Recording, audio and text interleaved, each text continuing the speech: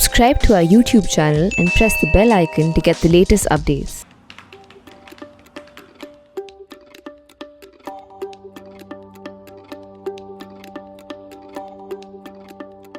I don't know how much attention you pay to Hindi cinema or Hindi film music, but if you are my vintage or even I would say 20 years younger than me, chances are you remember this great fun song from the Dilip Kumar Sara Bano starrer Sagina in 1974 film. It was a remake of the Bengali original Sagina Mahato celebrated film.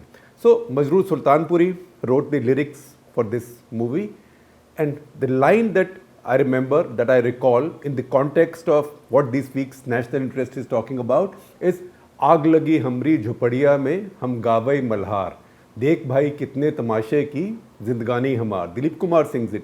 What it means is it's self-deprecatory.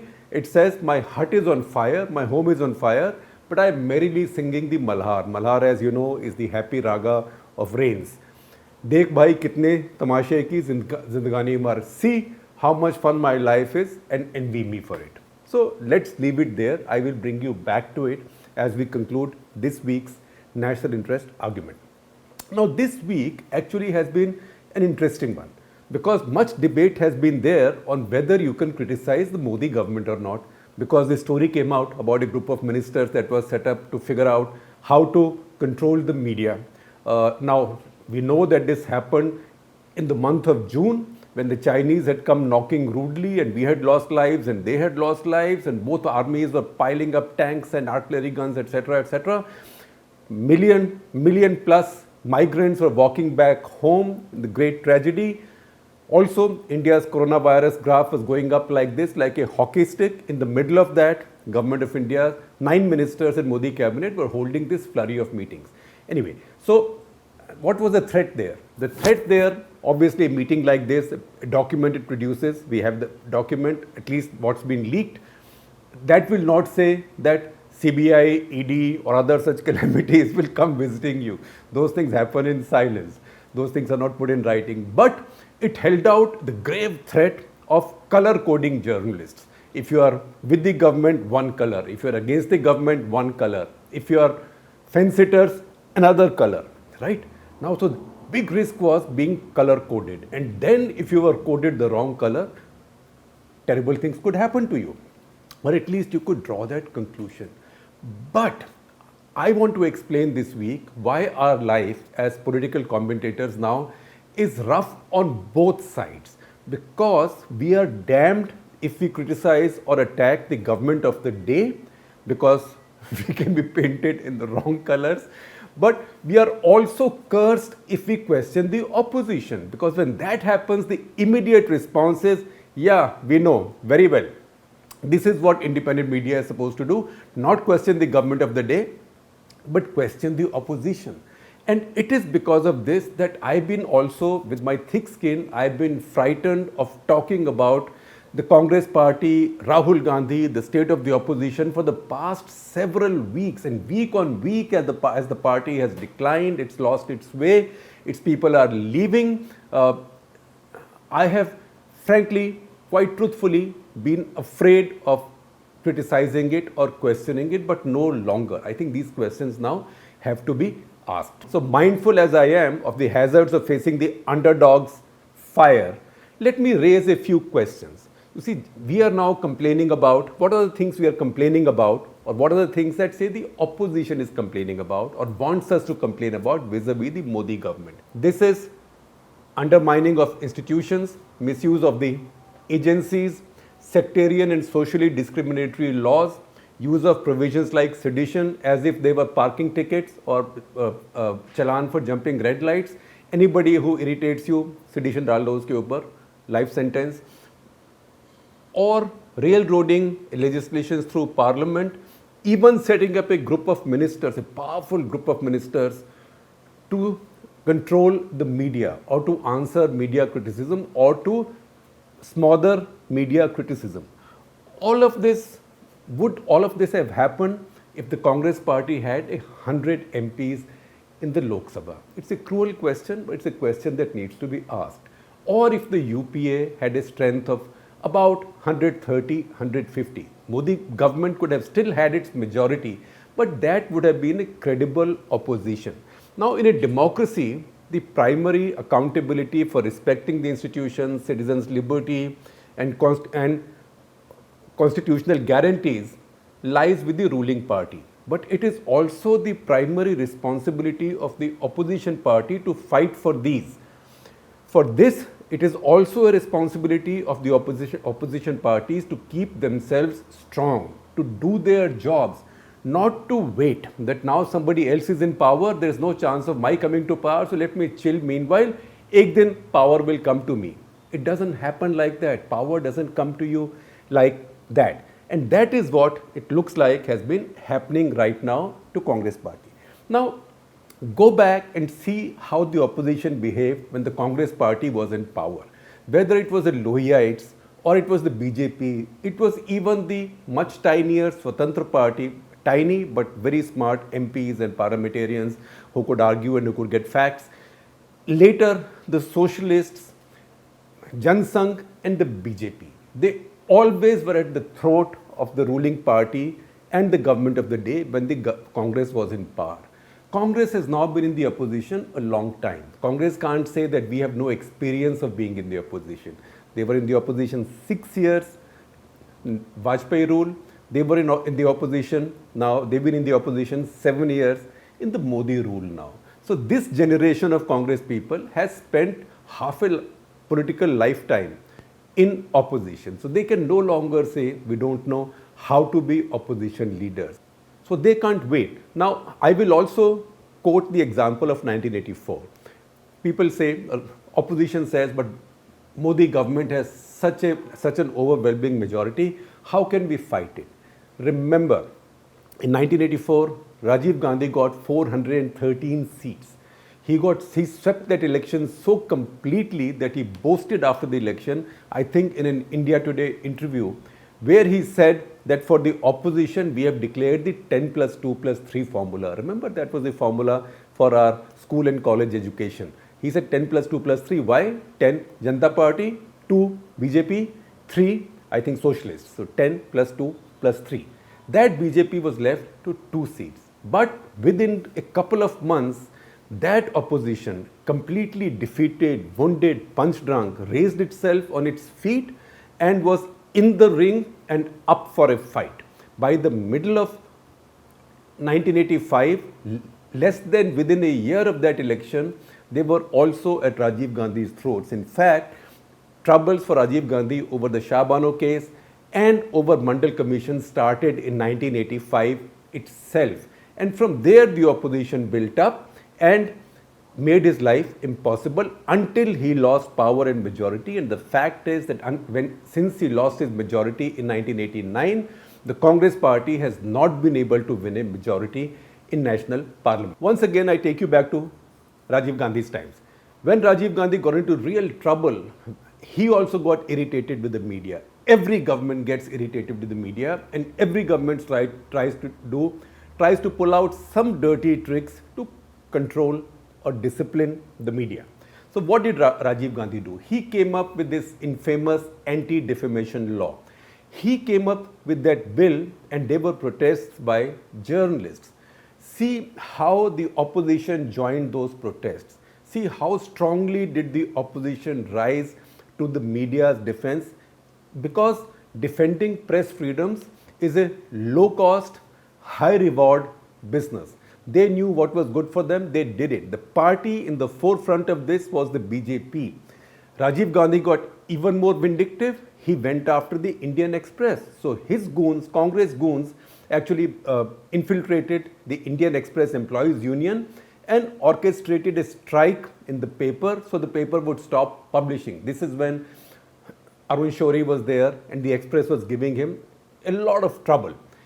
At that point, what happened? How did the Express keep coming out? That's because the BJP and RSS overnight moved more than 100 people into the Express building to keep the presses running. Later, when Rajiv Gandhi tried to take over the Express building, because he said that Ramnath Goenka had carried out unauthorized construction there, which he probably had, he tried to resume the building or grab the building through Jagmohan, later a BJP minister, who used to then work with Rajiv Gandhi, immediately volunteers, workers of all these opposition parties who had been down to 10 plus 2 plus 3 came in to defend what? They didn't come in to defend Ramnath Goenka's businesses. They came in to defend media freedoms. Today what happens?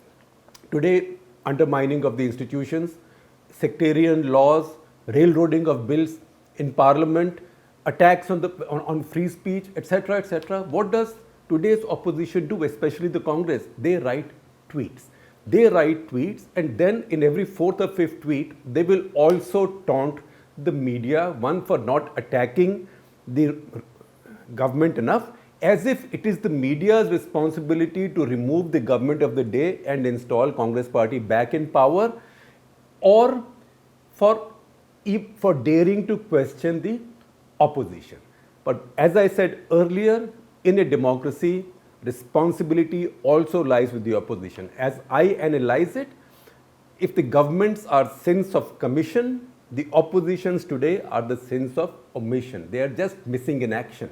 They are simply not there, except some tweets that surface every once in a while. Now, you might say, Shekhar Gupta, you just said that you were frightful of the ire of the underdog questioning the opposition party of the day. So what made you give up that fear? What made me give up that fear was these pictures I saw coming out of Kerala last week. These were pictures of Rahul Gandhi swimming with fishermen. Great pictures. As he came out, tip tip barsa pani, because he had got wet, his sort of muscles showed. So then we had this Congress sycophants all swooning and breathlessly excited. Oh, Rahul Gandhi has 6 packs. What kind of sycophancy is this? After that, you saw Rahul Gandhi in a school, impressing school children with his physical fitness, his muscle power, his push-ups and stuff. Now, I will never trivialize school children. I know how difficult they are to impress. But really, do you want a 50-year-old impressing school children with his muscles and with his fitness? And this is a 50-year-old who still is the de facto leader of the largest opposition party in India, has 50 plus members of parliament, has control of 3 important states, either directly or in a coalition as in Maharashtra, is going for elections in 5 key states, in each one of which his party has a stake. It can win 2 of them, it can win 3 of them, it can win Assam, it can win Kerala, it can win Puducherry, that is 3. It can help an ally, that is DMK, defeat an ally of the BJP, that is ADMK in Tamil Nadu.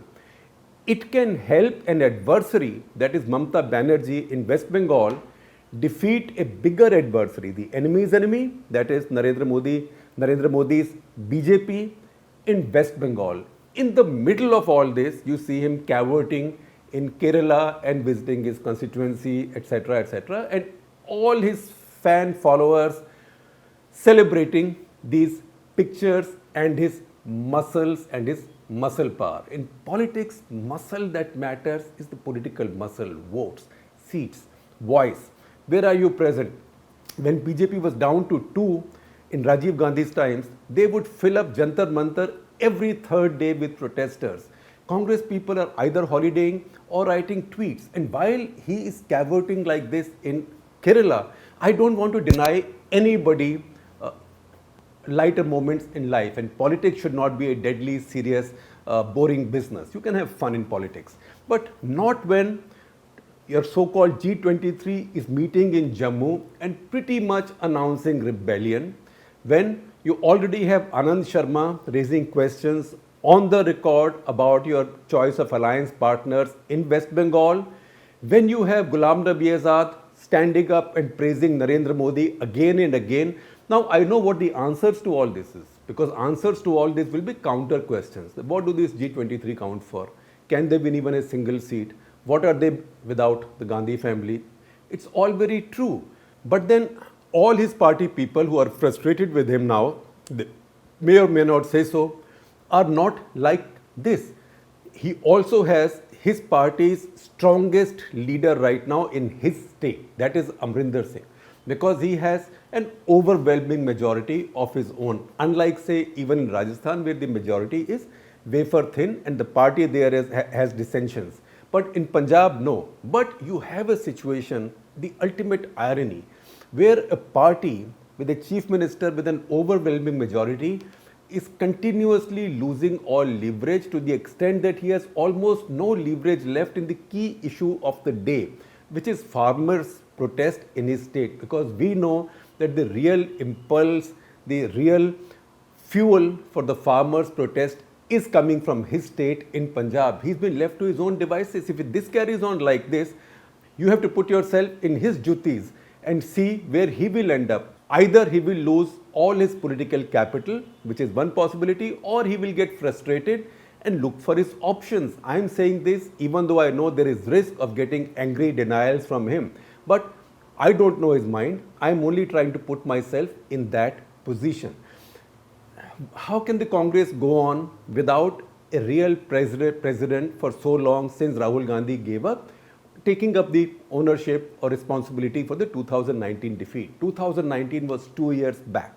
Now, the answer to that is, oh, nobody raises questions about BJP. They are not having any elections. But the fact is that in the 25 years since the Gandhi family retook the Congress party, before that for a short interregnum of about 6 years, Narasimha Rao and Sitaram Kesri, both forgotten, cursed and buried by the Congress party now, they were presidents. But for the past 25 years, Congress party has had only Gandhi family members as presidents.